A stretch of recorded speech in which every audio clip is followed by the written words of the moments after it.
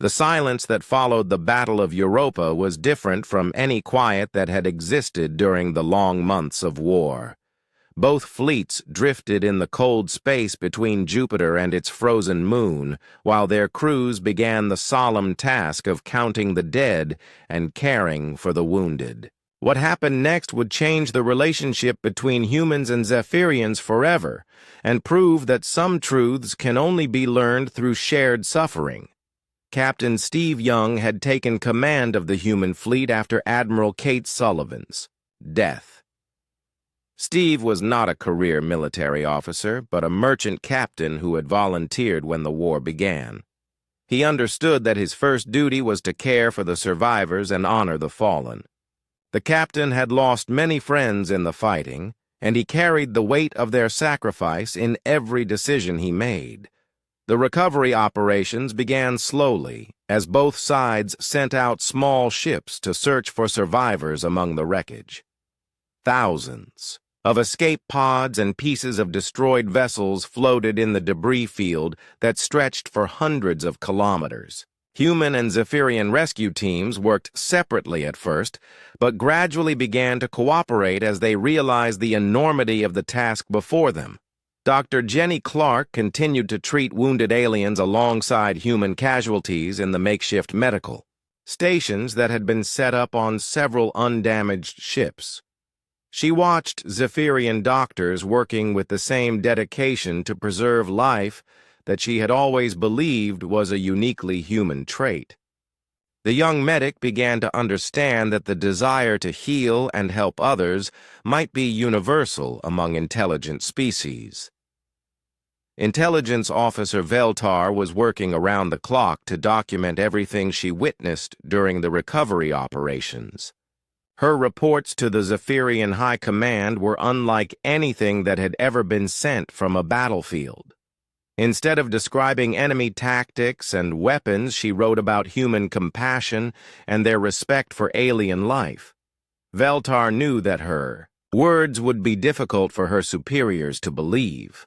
The first joint memorial service was held 3 days after the battle ended. Captain Steve Young had requested permission to hold a ceremony honoring all the dead from both species.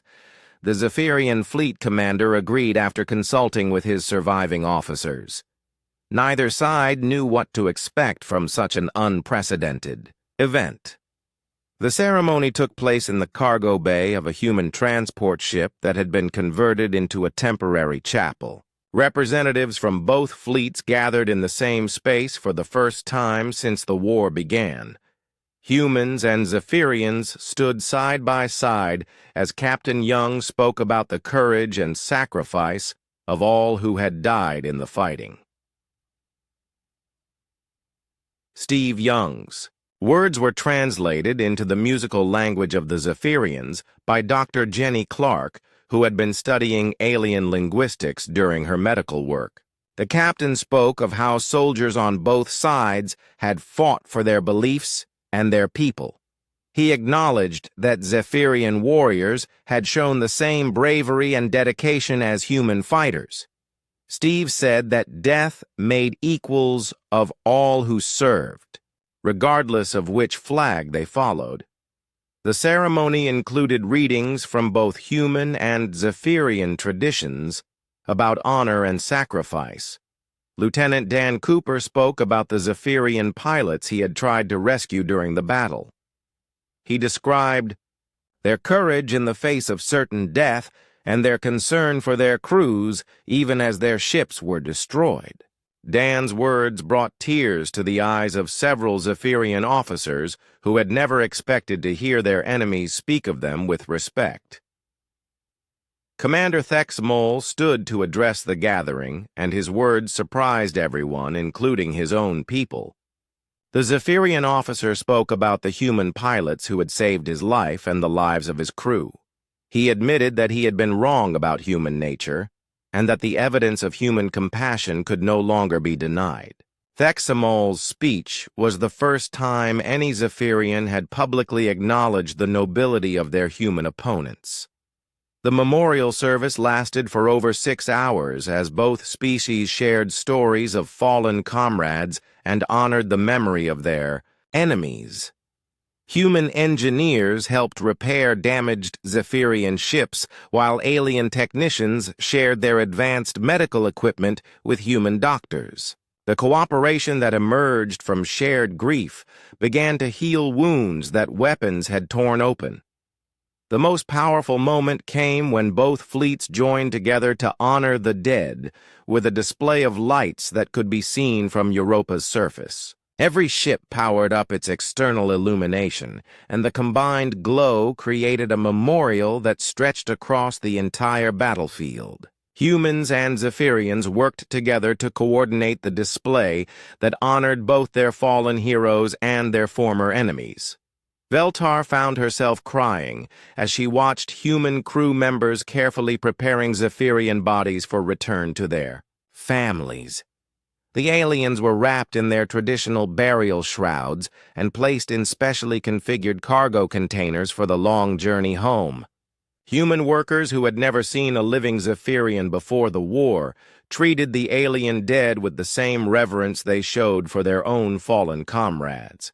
The intelligence officer's final report to the Zephyrian High Council was over 200 pages long and included video recordings of human behavior during the recovery operations. Veltar documented dozens of cases where humans had risked their lives to save alien survivors or had spent their own resources to care for enemy wounded.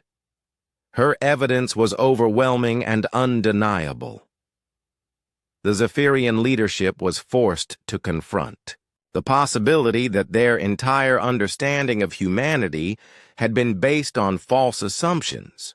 The High Council had declared war on a species they believed to be savage and barbaric. Instead, they had fought against an enemy that showed mercy to defeated opponents and mourned for the dead on both sides of the conflict. Admiral Kethvar was recovering from his wounds when he read Veltar's report and watched her video recordings. The alien commander saw humans weeping not just for their own losses, but for the Zephyrian families who would never see their loved ones return. He watched human soldiers helping to load alien bodies onto transport ships with gentle care and obvious sorrow for the waste of war. The admiral realized that his own people had much to learn from their former enemies about the true nature of civilization. The Zephyrians had avoided war for 1,000 years by maintaining overwhelming military superiority over other species. They had never been tested in the way that humans were tested every day by the challenges of a dangerous universe. Peace was easy when you were the strongest, but mercy required true strength of character. Captain Steve Young received a formal communication from Admiral Kethvar, requesting a meeting to discuss terms for ending the war.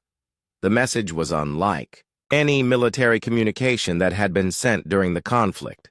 The Zephyrian admiral spoke of respect for human courage and acknowledgement of human nobility.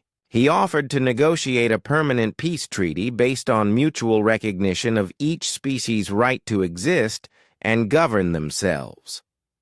The peace talks began on a neutral space station that had been hastily constructed from modules provided by both fleets.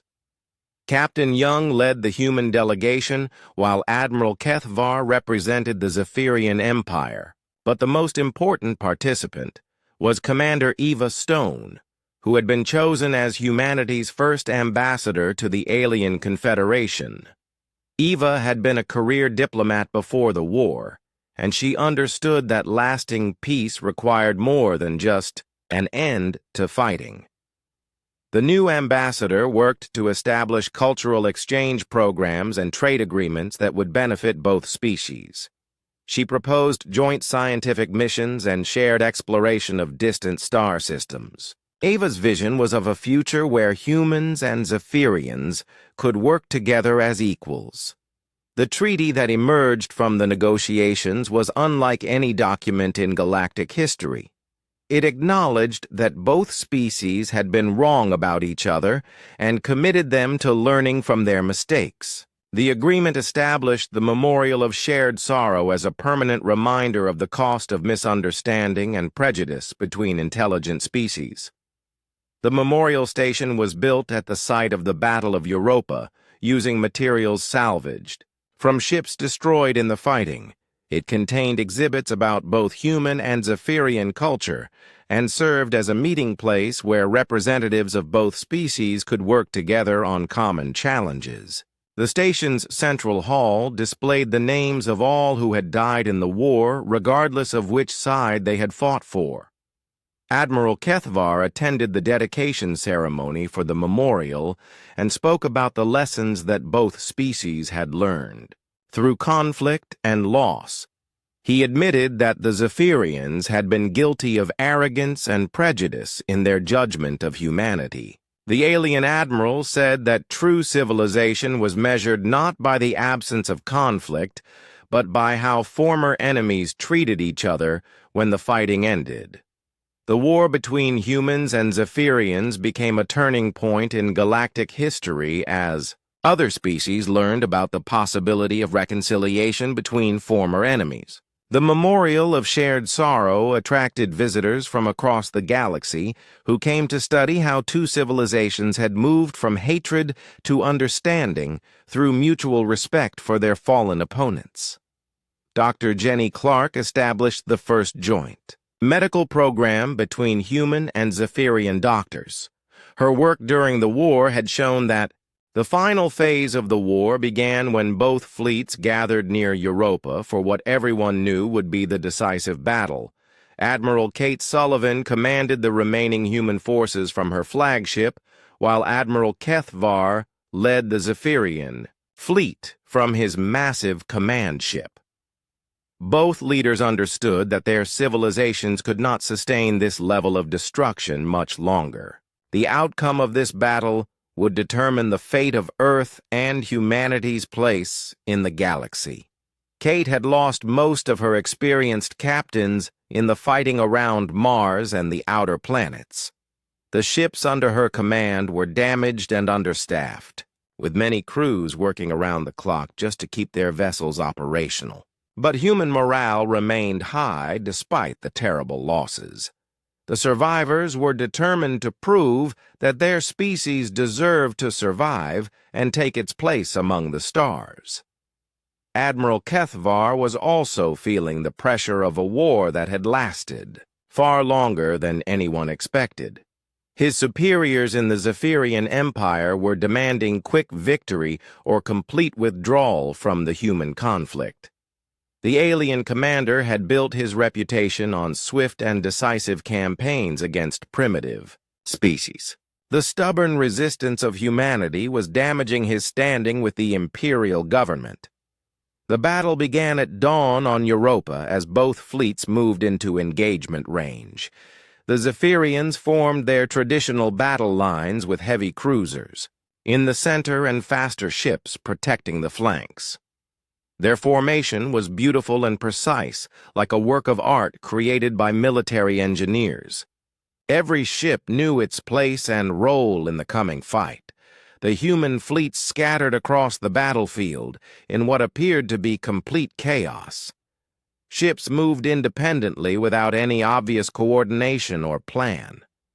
But Kate Sullivan had learned from months of fighting that predictable formations only made it easier for the enemy to target her forces. The apparent disorder was actually a carefully planned strategy designed to confuse Zephyrian targeting systems. Lieutenant Dan Cooper piloted one of the few remaining human fighters, and he had volunteered for the most dangerous mission of the war.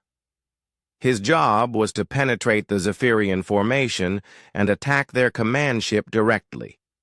Dan knew it was essentially a suicide mission, but he also knew that Admiral Kethvar had to be stopped before he could complete the destruction of humanity. The space battle that followed was unlike anything either species had experienced before. Energy beams and missile salvos lit up the darkness between Europa and Jupiter. Ships exploded in brilliant flashes that could be seen from the surface of the frozen moon. Both fleets fought with desperate courage as they maneuvered for advantage. In the three-dimensional battlefield, Commander Thexmol led a squadron of Zephyrian destroyers in an attack on the human left flank.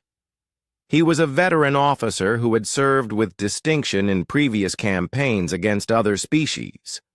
Thexmol believed completely in the righteousness of his cause and the superiority of Zephyrian civilization, but the fierce resistance of the human defenders began to shake his confidence in an easy victory. The Zephyrian destroyers punched through the human defensive screen and began attacking the slower transport ships behind the main battle line. These vessels carried the refugees and wounded from previous battles. They were lightly armed and could not defend themselves against military warships. Thexmol expected the human fleet to abandon these vulnerable targets in order to save their combat vessels. Instead, the human warships turned back from their own attacks to protect the transports. Ships that had been advancing on Zephyrian positions suddenly reversed course to intercept the destroyer squadron. Thexmol found himself facing desperate counterattacks from human cruisers and destroyers that fought with no regard for their own survival. The destroyer commanded by Thexmol took heavy damage from multiple human attackers and began losing power and life support. His crew reported critical failures in the engine room and weapons systems. The ship was drifting helplessly as human forces closed in for the kill. Thexmol prepared to die with honor, as his ancestors had taught him, but instead of destroying the crippled destroyer, the humans did something that shocked every Zephyrian who witnessed it. Lieutenant Dan Cooper broke off from his attack run on the command ship and moved to rescue survivors from the alien vessel. His fighter was not equipped for rescue operations, but Dan used his ship's tractor beam to pull escape pods away from the exploding destroyer.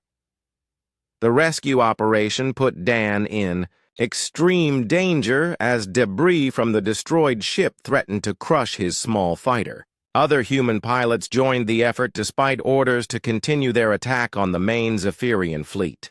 They worked together to save alien lives while the battle raged around them.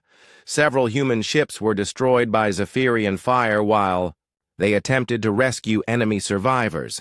Thexmol found himself in one of the escape pods that Dan Cooper had pulled to safety.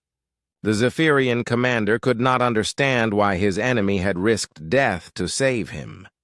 According to everything Thexmol had been taught, humans were savage creatures who showed no mercy to their opponents. Yet here was a human pilot who had abandoned his mission to protect alien lives.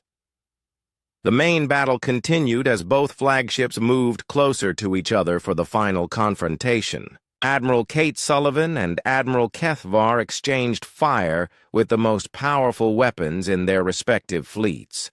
The human flagship was smaller and faster, while the Zephyrian command ship had heavier armor and shields. Both vessels took terrible damage as they fought at point-blank range. Kate Sullivan was mortally wounded when a Zephyrian energy beam penetrated her ship's bridge.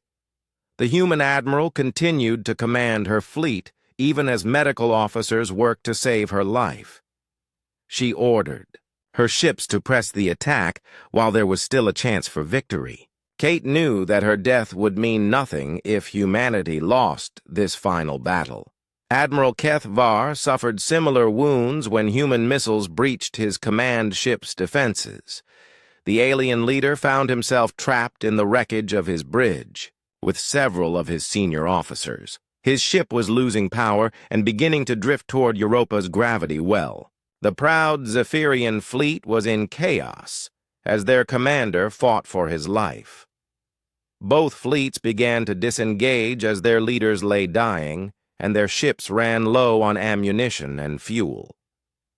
The battle had reached a stalemate with neither side able to achieve decisive victory. Emergency ceasefires were declared so that rescue ships could search for survivors among the wreckage that filled the space around Europa. Medical officer Dr. Jenny Clark was among the first humans to board damaged Zephyrian ships looking for survivors. She had taken an oath to preserve life regardless of species or nationality. Jenny treated wounded aliens with the same skill and compassion she showed for human patients. Her medical team worked alongside Zephyrian doctors to save lives on both sides of the conflict. Chief Petty Officer Mike Davis organized the recovery operations for both human and alien dead. Mike had lost his own brother in the fighting around Mars, but he still insisted on treating enemy casualties with respect and dignity. He made sure that Zephyrian bodies were handled according to their cultural traditions as much as possible given the circumstances. The sight of humans caring for their enemies began to change the attitude of many Zephyrian survivors. Officers, like Thex Mole, who had been rescued by human pilots, started to question everything they had been told about human nature. These aliens had expected to face mindless savages, but instead found themselves saved by the very people they had come to destroy. Intelligence Officer Veltar worked frantically to document what she was witnessing during the rescue operations. She recorded human medics treating alien wounds and human engineers helping to repair damaged Zephyrian ships. The evidence was overwhelming that humans possessed qualities of mercy and compassion that contradicted official Zephyrian propaganda about their savage nature. The battle ended not with victory or surrender, but with exhaustion and mutual recognition that the cost of continued fighting was too high for either side to bear. Both fleets withdrew to lick their wounds and count their dead. The space around Europa became a neutral zone where rescue operations continued for days as both species searched for survivors among the debris. Admiral Kate Sullivan died from her wounds 3 days after the battle, but not before she had seen the first signs that peace might be possible. Her final order was for human forces to assist in Zephyrian rescue operations wherever possible. Kate understood that showing mercy to a defeated enemy was the mark of true civilization. Admiral Kethvar survived his injuries, but the experience had changed him profoundly. As he recovered in his medical bay, the alien commander found himself thinking about the human pilots who had risked their lives to save Zephyrian survivors. He began to realize that his understanding of humanity had been based on incomplete and biased information. The war had reached its climax, and both sides were ready to listen to voices calling for peace. But the real test of human nature was yet to come as the two species began the difficult process of learning to understand each other beyond the hatred and fear that had driven them to war. The war had been raging for over a year, and both sides were showing the strain of constant battle. Admiral Kate Sullivan looked tired as she reviewed casualty reports in her command center. Human losses were mounting despite tactical victories against the Zephyrians. The aliens had superior technology and seemed to have unlimited reinforcements arriving from their distant empire. Kate knew that humans could not sustain this level of fighting much longer. The Zephyrians were also frustrated by their inability to end the conflict quickly. Admiral Kethvar had promised his superiors a swift victory over the primitive humans. Instead, he found himself locked in a grinding war of attrition that showed no signs of ending. The alien commander decided to escalate the conflict by targeting civilian populations to break human morale. Mars colony became the focus of the largest battle yet fought between the two species. The Red Planet housed 3 million civilians who worked in the terraforming facilities and underground cities. The Zephyrians surrounded Mars with a massive fleet and demanded immediate surrender. They gave the colonists 24 hours to evacuate before beginning orbital bombardment of all military targets. Sam Wilson was a civilian engineer who had spent his entire adult life working on the Mars terraforming project. He was not a soldier and had never fired a weapon in anger.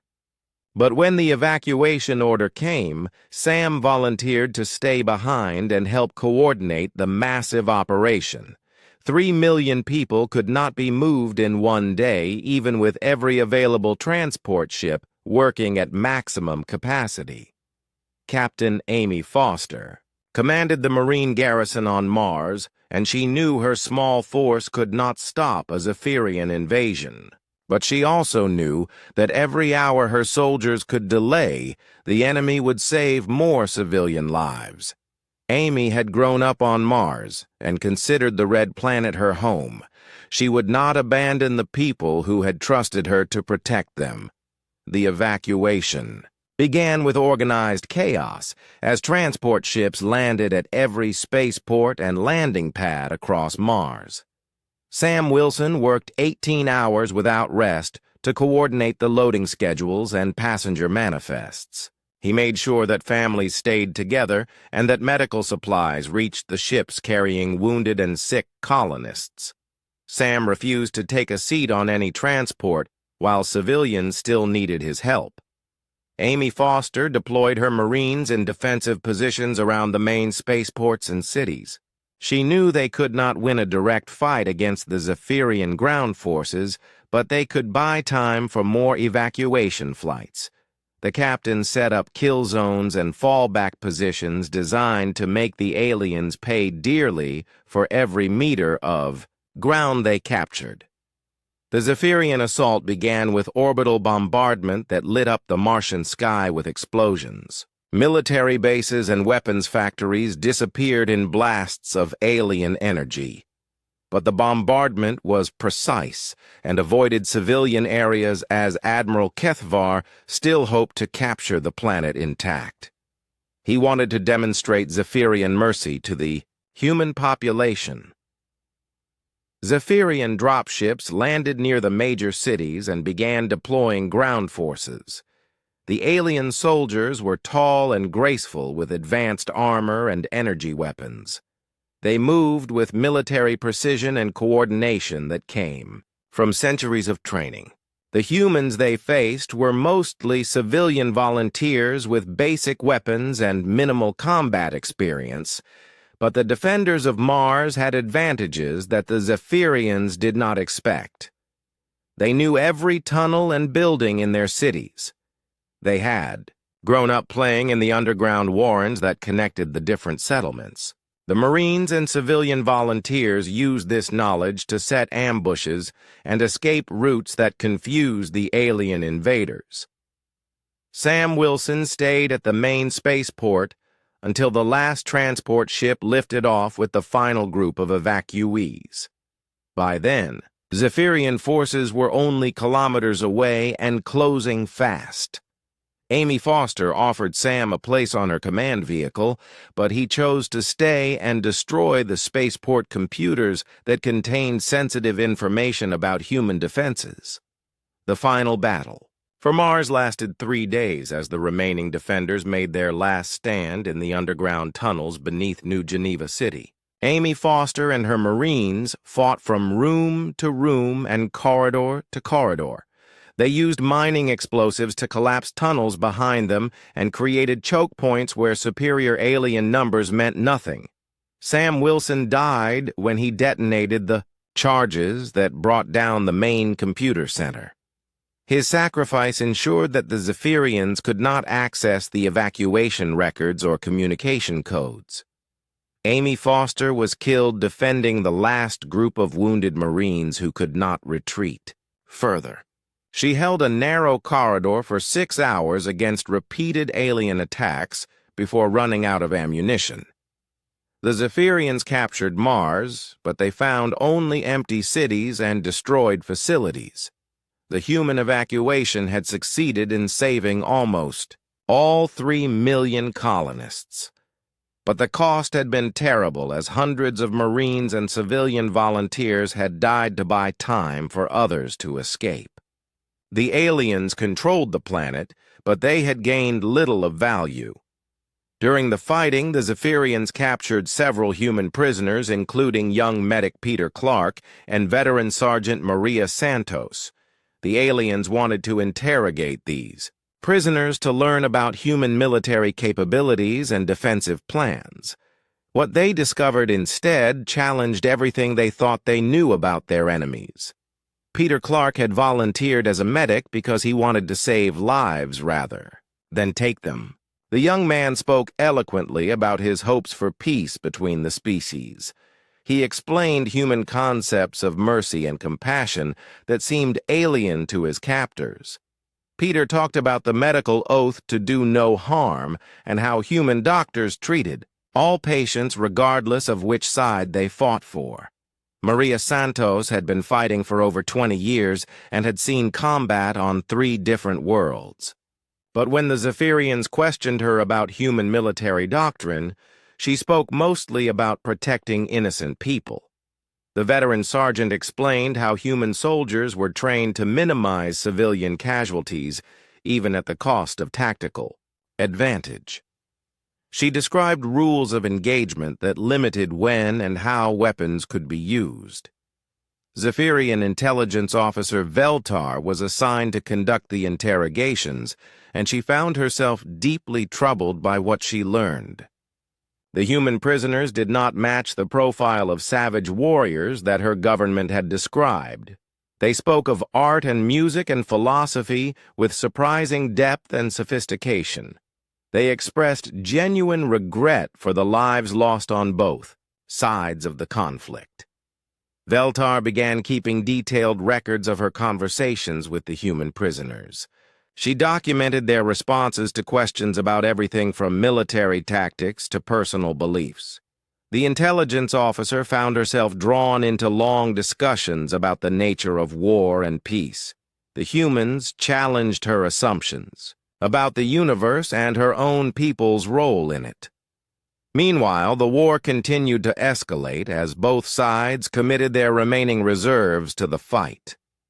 Human Admiral Kate Sullivan launched Operation Starfall, which was designed to break the Zephyrian blockade of the inner solar system. She gathered every available warship for a massive counterattack that would either win the war or end in the destruction of the human fleet.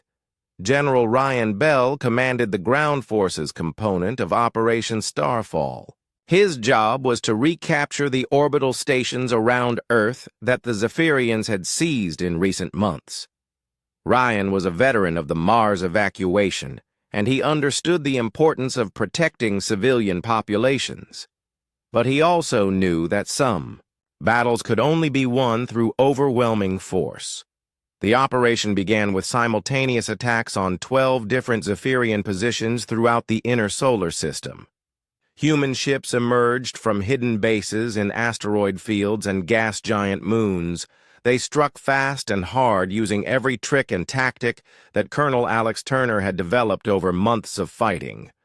The surprise was complete and devastating.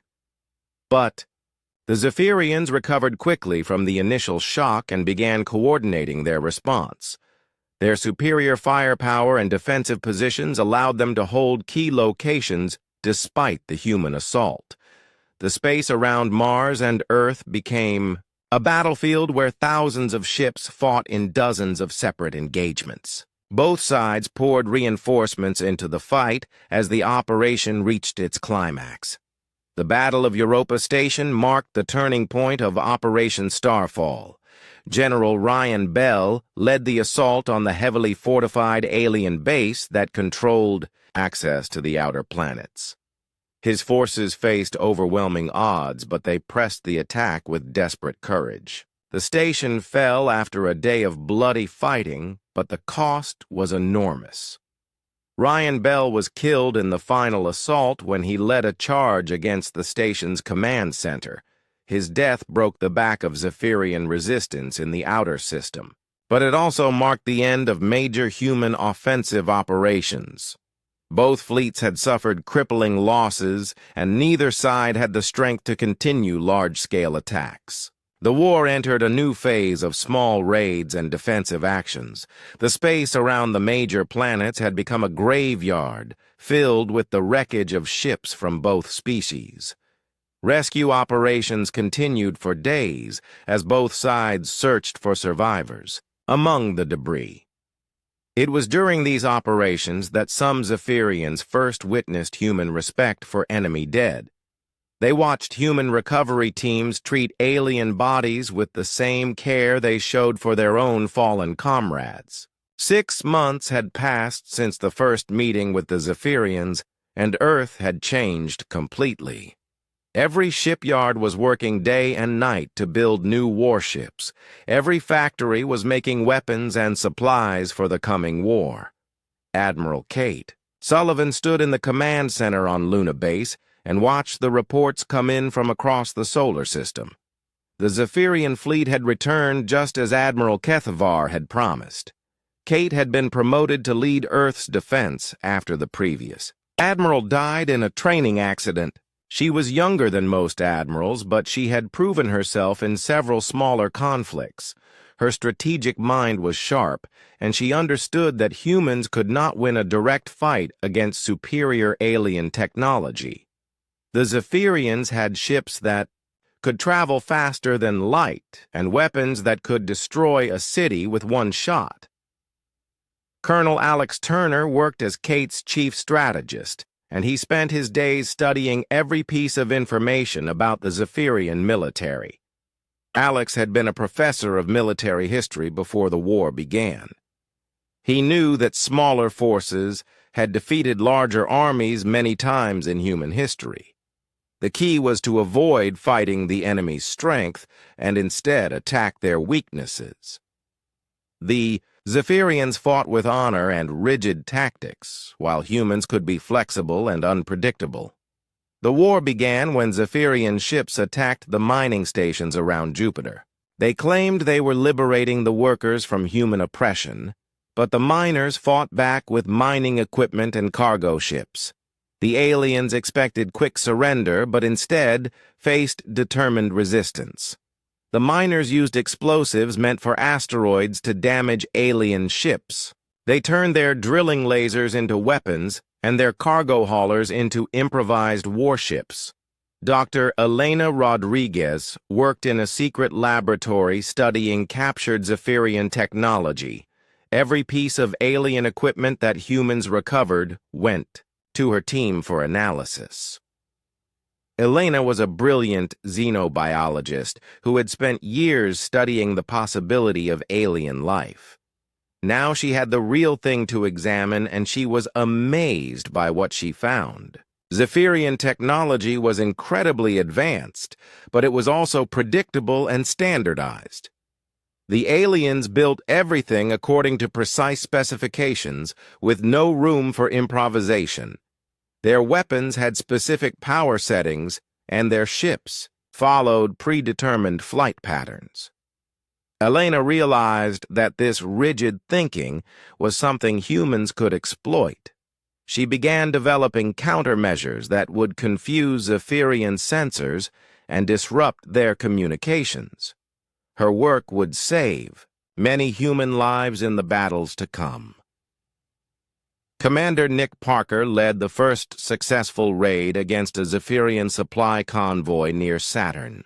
Nick was a veteran pilot who had learned to fly in the asteroid belt, where quick reflexes meant the difference between life and death. He took 12 small fighters against a convoy of 30 alien ships. The mission seemed impossible, but Nick had a plan that relied on speed and surprise rather than firepower. The human fighters approached the convoy from the direction of Saturn's rings, where the ice and rock would hide their heat signatures. Nick timed the attack perfectly as the alien ships passed through a gap in the rings. The humans struck fast and hard before disappearing back into the debris field. They destroyed 3 supply ships and escaped without losing a single fighter. The raid proved that the Zephyrians were not invincible. The aliens grew frustrated with human tactics that they considered dishonorable. Admiral Kethavar complained to his superiors that humans fought like cowards instead of meeting them in open battle. The Zephyrians had a code of honor that required fair fights between equal forces.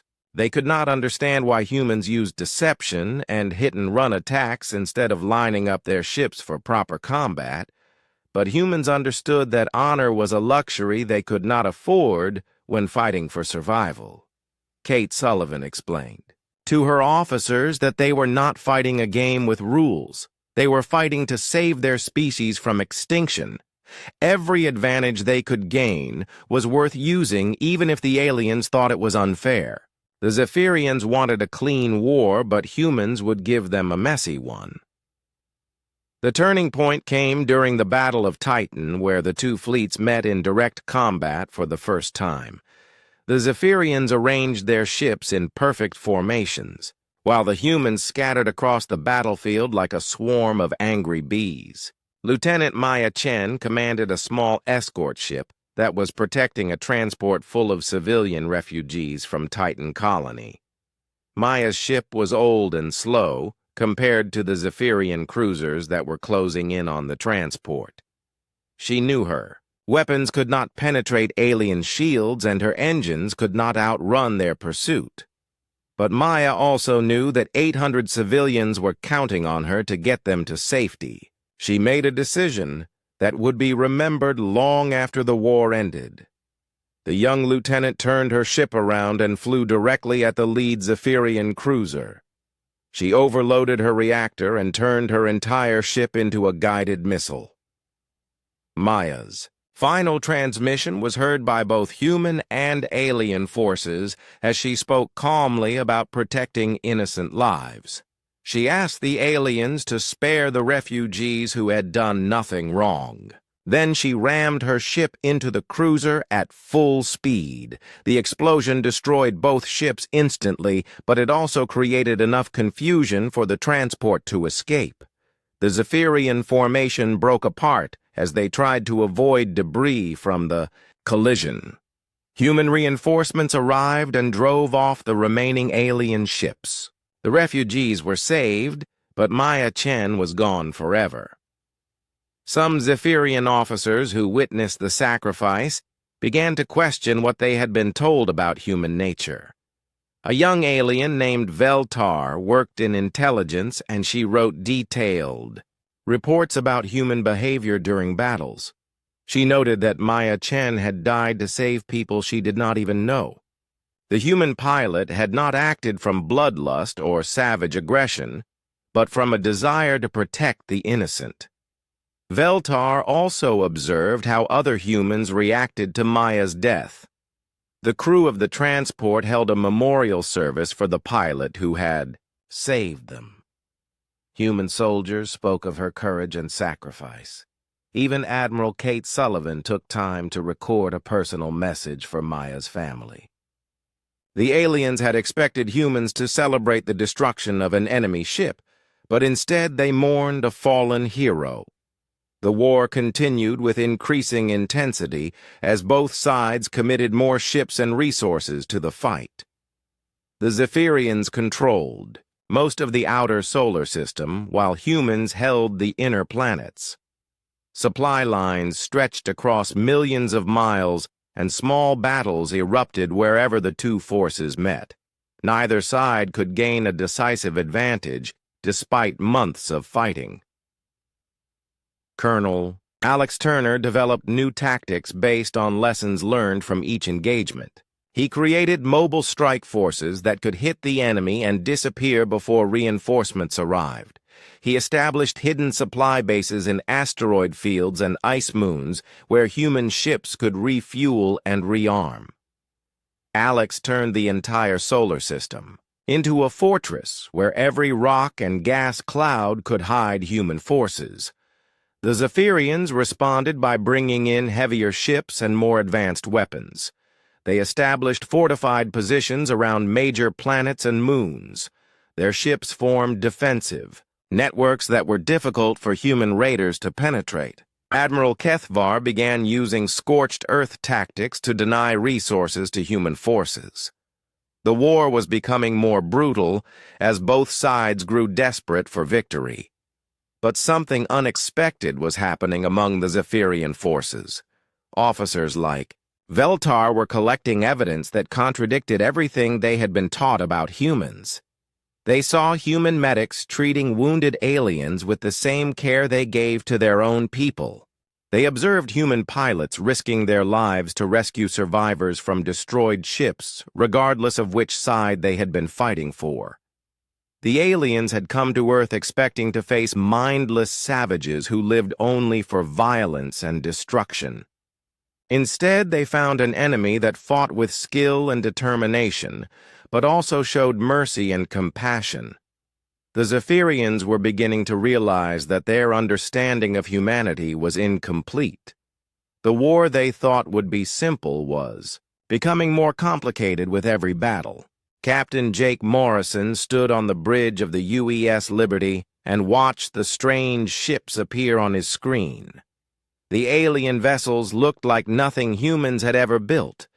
They were smooth and silver, shaped like teardrops floating in space, near Jupiter. Jake had been captain for 8 years, but nothing had prepared him for this moment. His hand stayed steady on the command rail, even though his heart was beating fast. The communications officer, Lisa Grant, turned from her station with wide eyes.